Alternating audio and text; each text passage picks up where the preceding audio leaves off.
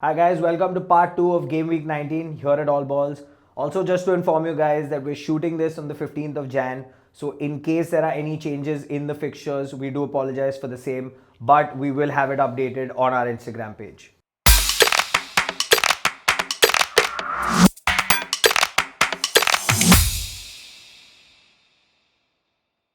Well, the Resurgent Gunners are hosting Newcastle in what seems to be a quite interesting game. What do you think? I mean, you guys are in form, no? You're happy.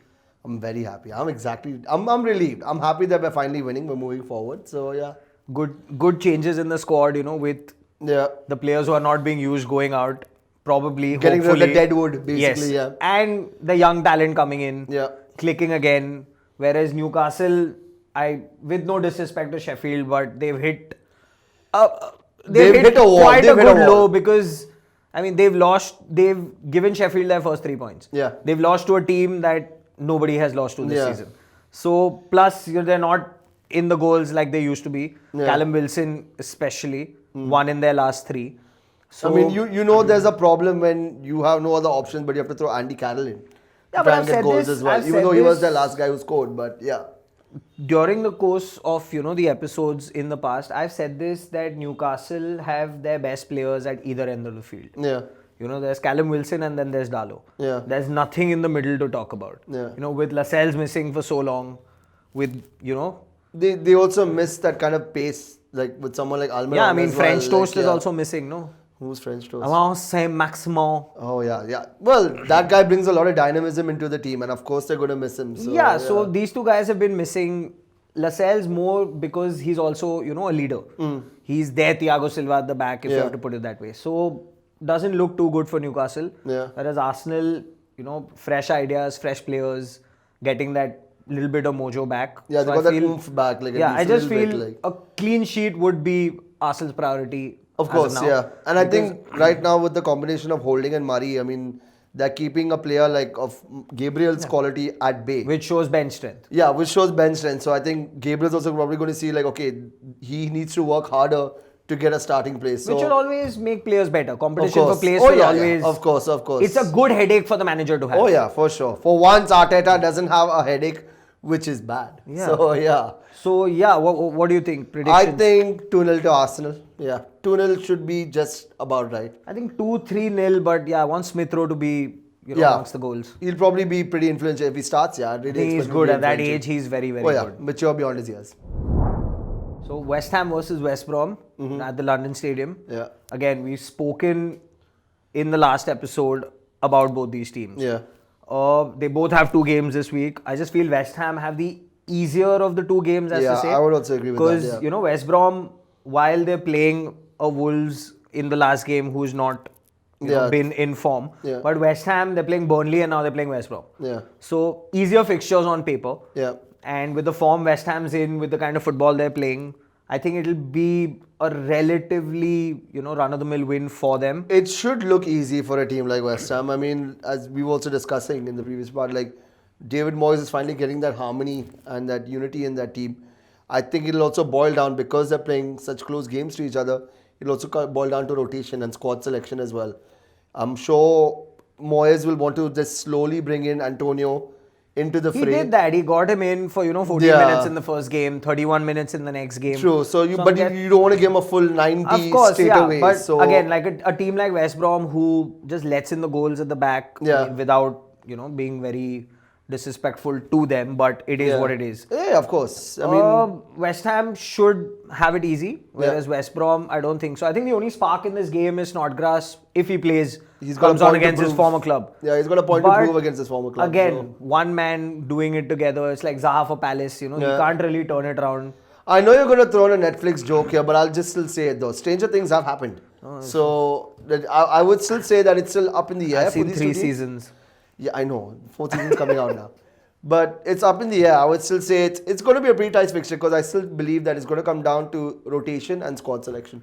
No, I still feel 2-3-0 West Ham West Ham? probably. I'd give Maybe it a a- 3-1 if you come to rotation. and I'd give it a 1-1 draw.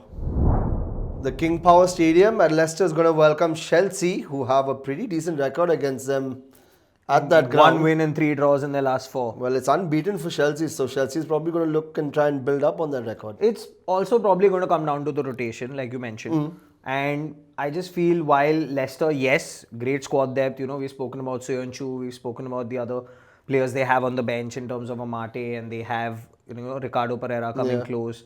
But I just feel that on paper, like Chelsea is stronger. Like a Tammy, a Giroud for each other. You have Callum Hudson-Odoi or a Ziyech. You have Mason Mount and a Werner on the left. You basically have a player for each You have a player for each position. You have 2 players Exactly. for each position, yeah. You have Kovacic in the middle who can come in at any time. He's that driving force. You have a Rudiger and a Christensen to replace Thiago Silva and Zuma. Aspilicueta, Reece James. Although Emerson and Alonso You want to keep going on, you want to name the whole Chelsea Yeah, squad? because that's what I'm saying. It's true. position for position. Yeah. Probably the only 2 spots that they're weak at is left back and goalkeeper. Goalkeeper, yeah. Which I was is, gonna Emerson mention. and Alonso haven't really been rated that highly.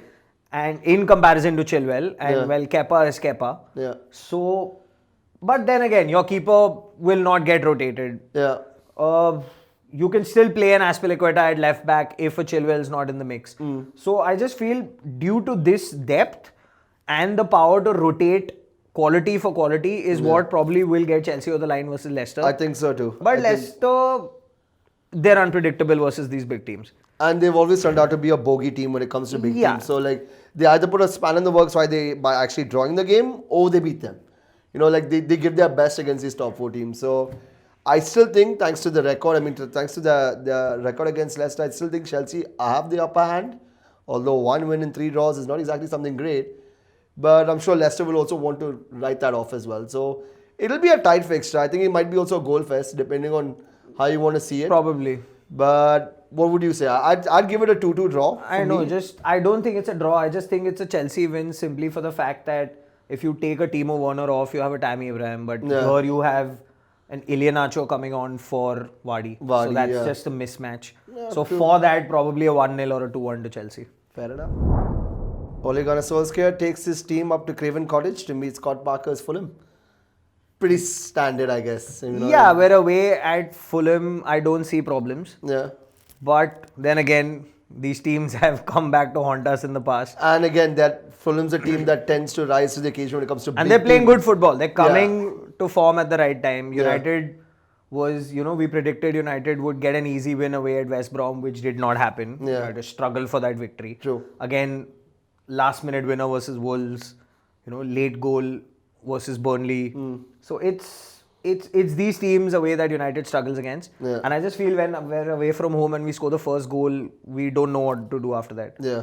We had this Deer record in the of coming headlights back, away. kind of a scenario, Yeah, we had the record of, coming back 1 goal down away from home. But what happens when we score the first goal? We scored it against Leicester, we didn't know what to do. Yeah. After being 2-1 up, we were playing like we were chasing the game. Yeah. So it's very weird sometimes the kind of football they play. Yeah. But it still should be a pretty open and shut case. Should be, when you look at the quality of sides and stuff, but again, the only thing we're giving Fulham the benefit of the doubt is that they have this knack of really turning up when it comes against big teams. Getting important points. They've got good draws this season. They've got great draws. You don't say this often, it's about good wins, but Fulham have got good draws this season. True. That 1 point will probably go a long way if they have to stay up. Of course, it's going to be invaluable. Yeah, and against United, you never know, I got a lot of shit for not criticizing Pogba in the last episode, but again... Haters. Sorry.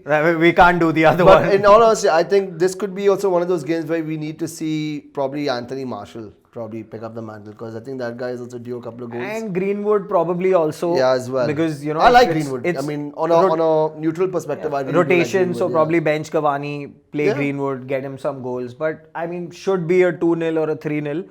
But considering it's away, I'm sure we'll concede. 2-1 then to Man United.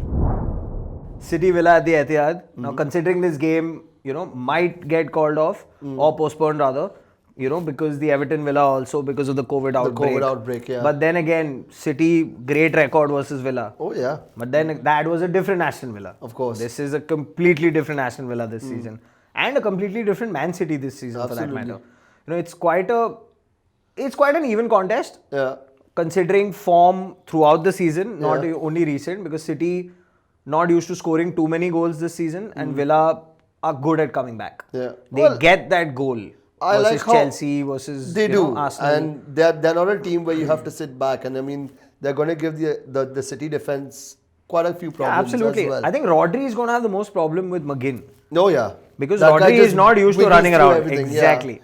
He's got an engine. I've got to give credit to McGinn. Yeah, Like he's- he's got a lot of engine go back. he's got a forth, mad back and shot forth. on him. Oh yeah, for sure. Wicked left foot. But again, it's coming down now to quality and rotation and stuff. I would give this to City. Again, they're playing at home.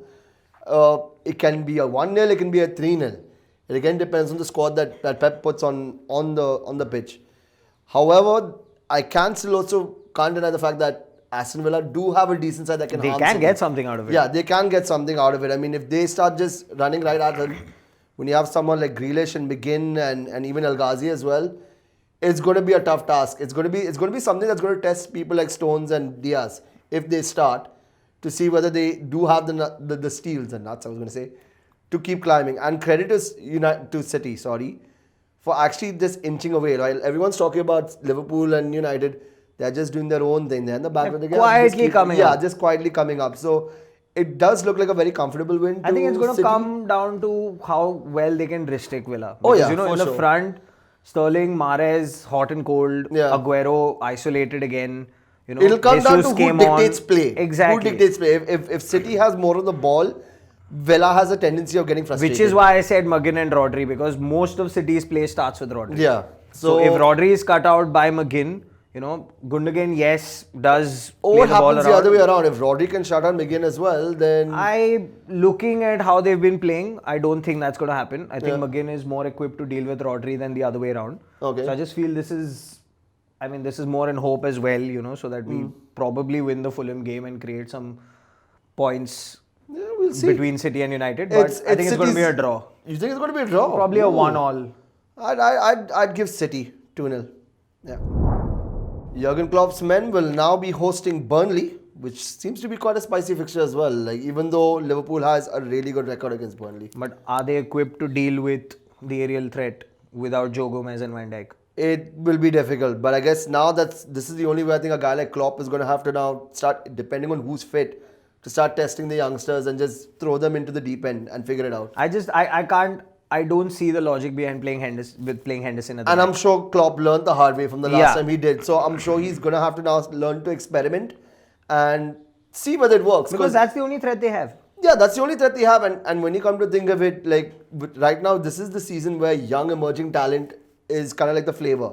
So if you have that kind of talent, even if it's raw, give them the opportunity. And Klopp's the kind of guy who knows how to motivate and guide players in the right direction. Like if I wanted to play a certain way, you play this way. That's it. I don't want you getting all fancy and stuff like that. And on top of that, you have a guy like Salah who has a great record against Burnley. So it definitely looks like a Liverpool win. But yeah, as you mentioned, the aerial threat is there. Depends on who plays down the centre for Liverpool. But I think this is going to be a pretty shut case But for then again, Liverpool. if it's a low scoring encounter versus United at Anfield, I pity what's going to happen to Burnley. Because I'm pretty sure after that, if it's low scoring over there, then it's 4 games. Yeah. And then that's not Liverpool. Yeah, and then they just open the floodgates, So it then can crazy be man on the touchline is going to... Yeah, it can be a blitzkrieg, but again, Sean Dyche also is a guy who's pretty noted playing Liverpool all the time, and he knows he doesn't have a very good record against them. So he's going to try his level best. I mean, he'll play the same Burnley way that Burnley always plays, but Liverpool probably will take this. We easily. pretty much know your prediction. What I want to know from you is Salah a good triple captain for this week? Ooh. Again, it's down to rotation and squad depth. I want to end this on putting you in a tight spot. If he starts, I would honestly say, yeah, triple captain the guy. But how do you know he's going to start? We'll only know once we see the team news. No, I but guess, he's come off the bench and he's got 16 points in a game. So Yeah. is it worth the risk? I would say, yeah, why not? Risk it. Risk it for the biscuit. Well, that concludes our preview of Game Week 19. Don't forget to like, share and subscribe and hit the bell icon as well. Please, we also look forward to all your comments. I'm Carl Lewis. He's... Raul Bell. Peace out.